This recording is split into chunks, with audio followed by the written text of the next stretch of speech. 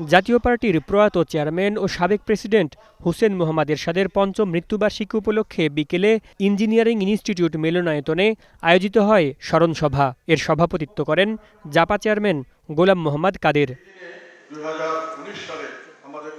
এ সময় কোটা আন্দোলন প্রসঙ্গে তিনি বলেন, সরকারি চাকরির ক্ষেত্রে কেবল অনগ্রসর ও প্রতিবন্ধী কোটা থাকতে পারে। কোটার বিষয়টি নিয়ে রাজনৈতিকভাবে আলোচনা করে সিদ্ধান্ত নেওয়া উচিত ছিল বলেও মন্তব্য করেন তিনি। কোটার বিষয়টি থাকবে কি থাকবে না, কোটা হবে কি হবে না, কখন হবে, কতটুকু হবে, এটা সম্পূর্ণ রাজনৈতিক সিদ্ধান্ত এবং বাস্তবায়িত হবে প্রশাসনের মাধ্যমে। এটা আমি হাইকোর্টে যাই কেন? এটাকে হাইকোর্টের এখতিয়ারের মধ্যে পড়ে? হাইকোর্টে নিলাম কেন? কে নিল? এইখানেই তো সন্দেহ জনগণের হয়ে গেল। সেটা হাইকোর্টে গেল কেন?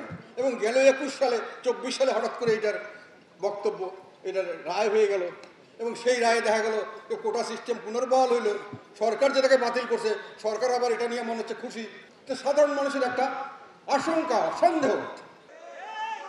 আওয়ামী লীগ ও বিএনপির সমালোচনা করে জিএম কাদের বলেন, শাসনামলে কোনো দলই দেশে সুশাসন প্রতিষ্ঠা করতে পারেনি। তিনি দাবি করেন, স্বর্ণযুগ ছিল হোসেন মোহাম্মদ এরশাদের শাসনামল।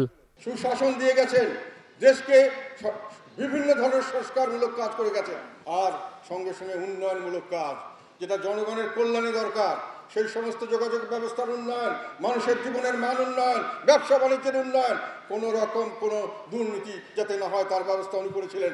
এখন আপনারা বলেন, বর্তমান সরকার বলে 8 লক্ষ টাকার বাজেট করেছি, অনেক বাহাদুরি।